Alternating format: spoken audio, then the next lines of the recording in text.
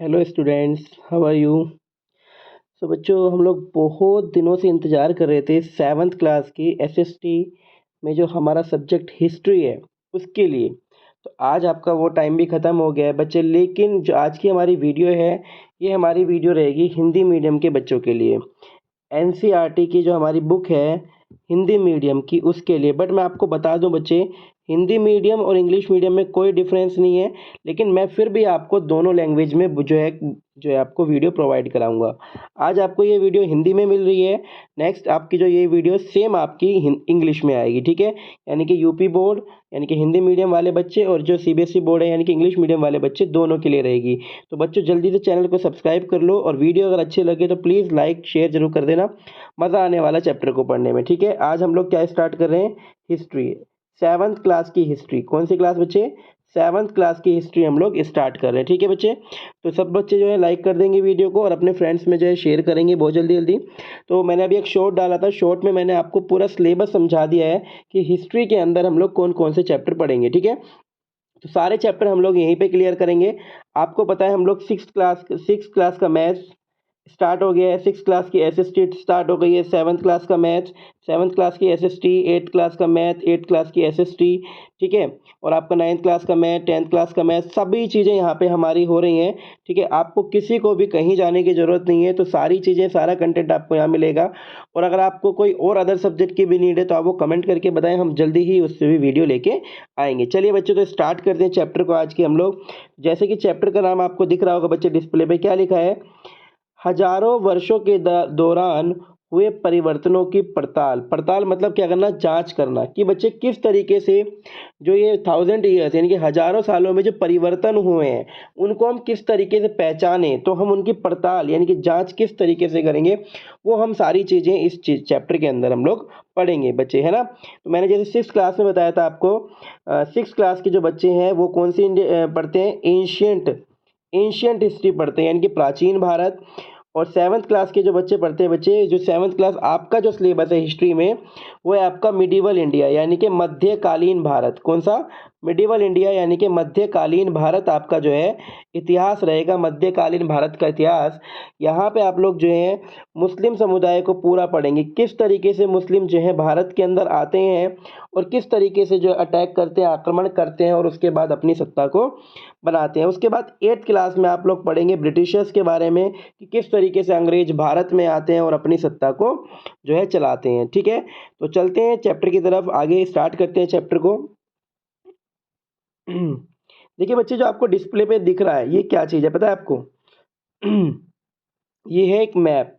क्या है बच्चे, ये एक मैप, आप देख सकते हैं क्या लिखा है, 12वीं सदी, क्या लिखा है बच्चे, 12वीं सदी के भूगोलवेत्ताओं अल इदरीसी, इस नाम को याद रखना है आपको, अल इदरीसी का बनाया हुआ दुनिया के नक्शे का एक हिस्सा, जिसमें भारतीय उपमहाद्वीप को भूमि से समुद्र तक दिखाया गया है। मतलब देखो ये वाला जो मैप है ना, मैं आपको सच बताऊं, ये वाला मैप क्या है, उल्टा है। ये वाला मैप क्या है आपका, उल्टा दिखाया गया। ये पूरा वर्ल्ड मैप आपको दिखाया गया। तो इस तरीके से जो आपको ओल्ड मैप शो किया गया, ये मैप क्या हुआ, धीरे धीरे मैप ये चेंज होता गया। आज का मैप आपने देखा है ना वर्ल्ड मैप किस तरीके से है, तो ये मैप क्या होता गया, चेंज होता गया धीरे धीरे। ये आप देख रहे हैं नीचे समुद्र, ये पानी है सारा नीचे की तरफ, ठीक है।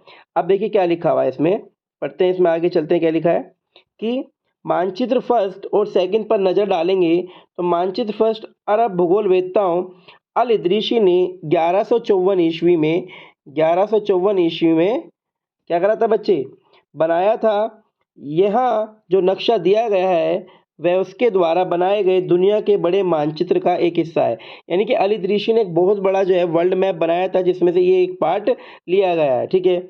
और भारतीय उपमहाद्वीप को दर्शाता है, किसको, भारतीय यानी कि इंडियन सब कॉन्टिनेंट को दर्शाता है। मानचित्र एक फ्रांसीसी चित्रकार ने 1720 में बनाया था। ये वाला जो मानचित्र 2 है, यानी कि अभी आपको दिखाऊंगा 2 भी, वो किसने बनाया था, एक फ्रांसीसी जो है चित्रकार थे, उन्होंने 1720 में बनाया था। याद रखना है अल इदरीसी ने कब बनाया है, 1154 में। ये इंपॉर्टेंट डेट है, याद रखिएगा जो ये मैप है आपका, ठीक है। ये क्वेश्चन पेपर में डायरेक्ट पूछा गया है।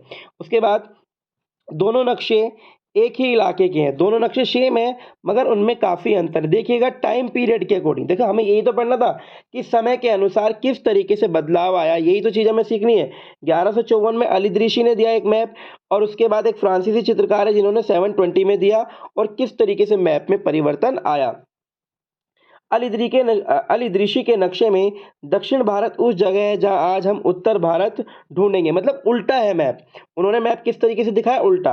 और श्रीलंका का द्वीप ऊपर की तरफ है। देखिए जब आप देखते हैं इंडियन मैप, आप देखते हैं ना बच्चे इंडियन मैप कुछ इस तरीके से ड्रॉ करके, तो आप देखते हैं श्रीलंका यहाँ पे है, बट इस वाले मैप में देखेंगे तो श्रीलंका कहाँ है, ऊपर की तरफ दिखाया गया, यानी कि मैप को कैसे दिखाया गया है, बिल्कुल उल्टा बनाया गया है। तो उसके बाद देखेंगे कि श्रीलंका का द्वीप ऊपर की तरफ है, जगहों के नाम अरबी, एक सेकंड बच्चे, ये देखिए ये वाला मैप जो है फ्रांसीसी जो है उन्होंने दिया है, फ्रांसीसी चित्रकार। क्या लिखा है, मानचित्र 2 18वीं सदी के आरंभ में क्या लिखा है, विग्लोम दी लिस्ले के अनुसार, एटलस नोवो के अनुसार जो है यह उपमहाद्वीप है, यानी कि इंडियन सब कॉन्टिनेंट आप देख सकते हैं, यह आपका बर्मा यानी कि म्यांमार हो जाएगा, ऊपर पाकिस्तान, ये पूरा सब कॉन्टिनेंट है, इंडियन सब कॉन्टिनेंट जिसको जो है ड्रॉ किया गया है। ठीक है, गल्फ ऑफ बंगाल हो जाएगा आपका, देख रहे हो गल्फ ऑफ बंगाल यहाँ पे दिख रहा होगा आपको। चलिए आगे चलते हैं बच्चे, देखते हैं में दिए गए हैं और उनमें कुछ जाने पहचाने नाम भी हैं, जैसे कि उत्तर प्रदेश का कन्नौज, क्या है, उत्तर प्रदेश जिले का जो कन्नौज शहर है वो मानचित्र 2 पहले मानचित्र के बनने के लगभग 600 वर्ष बाद, यानी कि 600 ईयर्स का गैप है दोनों मैप में। ठीक है, इस काल अवधि में उपमहाद्वीप के बारे में सूचनाएं काफ़ी बदल गई हैं, मतलब जो डिटेल्स हैं वो काफ़ी सारी चेंज हुई हैं। यह नक्शा हमें ज़्यादा परिचित लगेगा बिकॉज क्योंकि ये अभी हमारे से लगभग 300 ईयर्स एगो की बात है और पहले वाला जो अलदृशी वाला है लगभग उसमें 1000 ईयर्स का गैप है, तो डेफिनेटली डिफरेंस है। उसमें विशेषकर तटीय इलाकों के बारीक ब्यौरे दिखाए देखकर आश्चर्य होता है। डेफिनेटली उसमें छोटे छोटे से जो क्या दिखाए गए हैं आपको, तटीय इलाके दिखाए गए हैं। यूरोप के नाविक तथा व्यापारी अपनी समुद्र यात्रा के लिए इस नक्शे का इस्तेमाल क्या करते थे, याद रखना बच्चे, किसका, इस वाले मैप का। पिछले वाले मैप तक तो यूरोपियों को जो है समुद्र का रास्ता ही नहीं पता था। अब आप लोग बताएंगे भारत के समुद्री मार्ग की खोज किसने की थी, ये आपको कमेंट करना है क्वेश्चन। भारत के समुद्री मार्ग की खोज किसने की थी, ठीक है बच्चे, ये आप लोग कमेंट करके बताएंगे। चलिए आगे चलते हैं, नेक्स्ट क्या लिखा है, यहाँ पे एक क्वेश्चन लिखा हुआ है, इस क्वेश्चन को आप लोग पढ़ेंगे ध्यान से। क्या लिखा है, लेकिन अब भीतरी इलाकों पर नजर डालें, क्या इनमें भी उतने ही ब्यौरे हैं जितने समुद्र तट वाले हिस्से में है। गंगा के मार्ग को देखो, इसे किस तरह से दर्शाया गया। इस मानचित्र में तटीय और भीतरी इलाकों के बीच ब्यौरों और बारीकी का जो अंतर है, आपके ख्याल में उसका कारण क्या है। देखिए बच्चे यहाँ पे देख रहे हैं आप, मतलब यहाँ पे जो ये बहुत माइनर माइनर से डिफरेंस दिखाए गए हैं, तो उन डिफरेंस को पूछ रहा है कि किस तरीके से ये डिफरेंस बने हैं। ठीक है, इन सारे डिफरेंसेस को वो पूछ रहा है।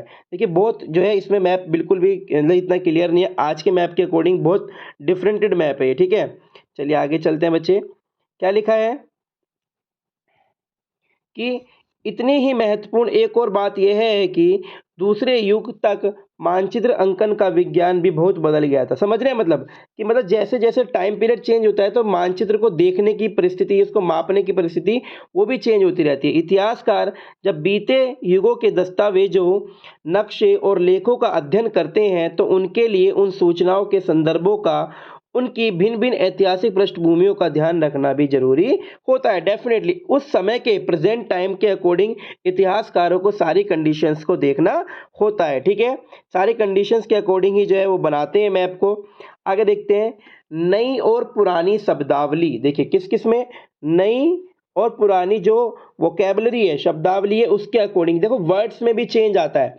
देखिए मैं आपको बताता हूँ वर्ड्स में किस तरीके से चेंज आता है, बिकॉज बुक्स कॉपी पेस्ट की जाती हैं। मतलब आपको पता है जैसे आज मान लीजिए 100 साल पहले किसी ने एक बुक लिखी, ठीक है, उसके बाद 100 साल बाद वो बुक किसी और को मिली, तो उसने क्या देखा कि पेज जो है कॉपी बहुत पुरानी हो गई है, तो उसने उसको कॉपी पेस्ट किया, मतलब उसको लिखा। पहले कॉपी पेस्ट की मशीन तो थी नहीं। अब आपको पता है अगर आप भी अपने फ्रेंड की कॉपी से किसी दूसरी कॉपी में लिखते हैं तो डेफिनेटली आप क्या होगा, कुछ वर्ड्स आपको समझ में आएंगे, कुछ वर्ड आपको समझ में नहीं आएंगे, बट आप उसको भी लिख देंगे, लिख देते हैं ना हम जब कॉपी में काम करते हैं, तो उससे क्या होगा, वर्डिंग चेंज होगी। उसके बाद 100 साल बाद फिर किसी ने एक बुक ये वाली उठाई, अब वो उसके भी वर्ड को चेंज कर देगा, फिर 100 साल बाद एक और बुक इसी बुक से छापी तो फिर वो उस वर्ड्स को चेंज कर देगा। मतलब समय के अनुसार क्या हो रहा है, वर्डिंग में चेंज हो रहा है, यानी कि शब्दावली बदलती जा रही है अकॉर्डिंग टू किसके, टाइम पीरियड के अकॉर्डिंग। क्लियर हुई होगी बच्चे आपको ये वाली बात। देखिए क्या है इसके अंदर, समझते हैं। अगर समय के साथ साथ सूचनाओं के संदर्भ बदलते हैं तो भाषा अर्थों के क्या होता है, मतलब भाषा के अर्थ भी बदलते हैं क्या। ऐतिहासिक अभिलेख कई तरह की भाषाओं में मिलते हैं और ये भाषाएं भी समय के साथ साथ बहुत बदलती रहती हैं, मतलब कि जो वर्डिंग है उनके मीनिंग भी क्या होते रहते हैं, चेंज होते रहते हैं। ठीक है, उदाहरण के लिए मध्य युग की फारसी आधुनिक फारसी भाषा से भिन्न है। देखिए पहले टाइम की जो फारसी थी और आज के टाइम की फारसी, दोनों में क्या है, डिफरेंस है। यह भिन्नता सिर्फ व्याकरण और शब्द भंडार में ही नहीं आई है, समय के साथ शब्दों के अर्थ भी बदल जाते हैं। देखिए शब्दों के अर्थ क्यों बदल जाते हैं, कि कोई व्यक्ति जो है उसका कोई अलग मीनिंग निकाल लेता है तो फिर वही मीनिंग क्या हो जाता है, चलना स्टार्ट हो जाता है। ठीक है कोई कोई अपने अकॉर्डिंग जो है वर्ड्स को बोलने का प्रोनाउंसिएशन चेंज कर देता है, तो प्रोनाउंसिएशन भी चेंज हो जाता है धीरे धीरे। ठीक है, उदाहरण के लिए हिंदुस्तान, देखिए आपको समझ में आएगा। हिंदुस्तान शब्द ही लीजिए, आज हम इसे आधुनिक राष्ट्र भारत के अर्थ में लेते हैं। डेफिनेटली 13वीं सदी में जब फारसी के इतिहासकार मिनाज ए सिराज, इसका नाम याद रखिएगा, बहुत इंपॉर्टेंट है ये, मिनाज ए सिराज, बहुत सारी किताब लिखेगा। मिनाज ए सिराज ने हिंदुस्तान शब्द का प्रयोग किया था। पूछ सकता है आपसे, मिनाज ए सिराज का जो है किस शब्द का प्रयोग किया था, तो हिंदुस्तान शब्द का प्रयोग किया था। तो उसका आशय पंजाब, हरियाणा और गंगा यमुना के बीच में स्थित इलाकों से था, यानी कि उसने इन इलाकों को क्या कहा था, हिंदुस्तान कहा था। उसने इस शब्द का राजनीतिक अर्थ में इन इलाकों के लिए इस्तेमाल किया जो दिल्ली के सुल्तान के अधिकार क्षेत्र में आते थे। बिकॉज आपको पता है मुस्लिम्स ने स्टार्टिंग में दिल्ली सल्तनत पे ही राज किया, यानी कि दिल्ली के आसपास ही जो है ज़्यादातर राज किया था।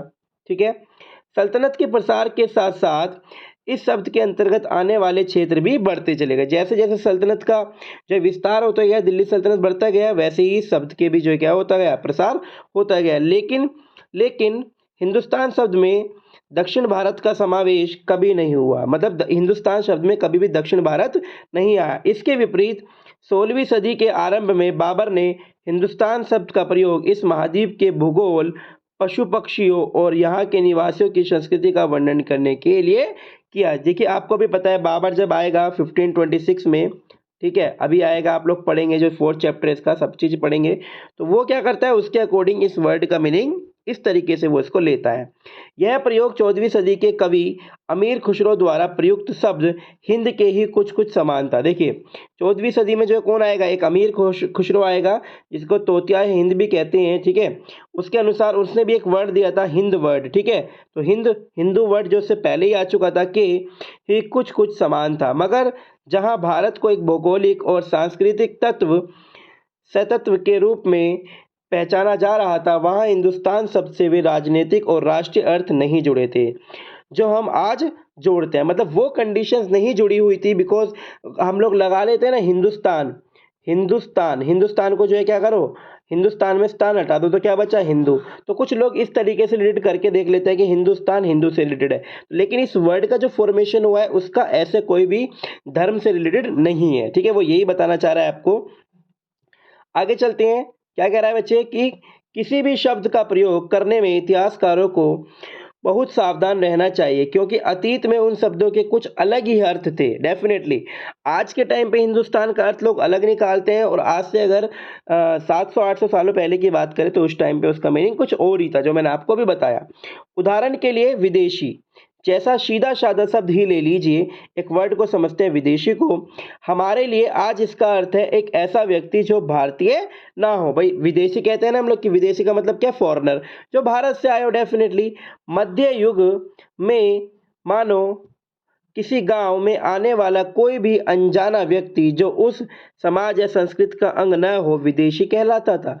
अब देखिए यहाँ पे विदेशी का मतलब क्या था, वहां पे विदेशी का मतलब ये है कि कोई आस पड़ोस के गांव से भी अगर कोई आ रहा है और जो कि आपके संस्कृति और समाज से रिलेटेड नहीं है, उसे ही क्या कह देते थे, विदेशी कह देते थे। इसके लिए दूसरी कंट्री का होने की जरूरत नहीं थी। ऐसे व्यक्ति को हिंदी में परदेशी भी कहा जाता है और फारसी में अजनबी कहा जाता है। आपने सुना होगा अजनबी, है ना। तो क्वेश्चन पूछा गया है। तो विदेशी को क्या कहा जाता था? परदेशी, और या फिर फारसी में क्या कह सकते थे? अजनबी कह सकते थे। इसलिए किसी नगरवासी के लिए वनवासी विदेशी होता था, किंतु एक ही गांव में रहने वाले दो किसान अलग अलग धार्मिक या जाति परंपराओं से जुड़े होने पर भी एक दूसरे के लिए विदेशी नहीं होते थे। मतलब अगर वो एक ही गांव के अंदर रहते हैं और उनका धर्म हो अलग हो, भाषा अलग हो, लेकिन फिर भी जो है क्या होगा, वो एक ही उसके कहलाएंगे, वो एक दूसरे के लिए विदेशी नहीं कहलाएंगे। ठीक है बच्चे, आगे चलते हैं, देखते हैं। इतिहासकार और उनके स्रोत, मतलब देखिए क्या बच्चे, हिस्टोरियंस और उनके स्रोत को जो है डिस्कस करेंगे। चलिए आज की वीडियो को यहीं पे ख़त्म करते हैं और नेक्स्ट की वीडियो के लिए मैंने आपके लिए टॉपिक छोड़ दिया है, इसको आप रीड करिएगा और समझने की कोशिश करिएगा। क्या है? इतिहासकार और उनके स्रोत। ठीक है, पार्ट 2 में हम लोग डिस्कस करेंगे इसको। पार्ट 2 के लिए जो बच्चे वेट कर रहे हैं वो कमेंट कर दो जल्दी जल्दी, और अपने 7th क्लास के ग्रुप में इसको शेयर कर दो, हिंदी मीडियम वाले ग्रुप में। इंग्लिश मीडियम की जो है वीडियो आपको बहुत जल्दी मिलेगी। Thank you so much for joining. Like, subscribe and share.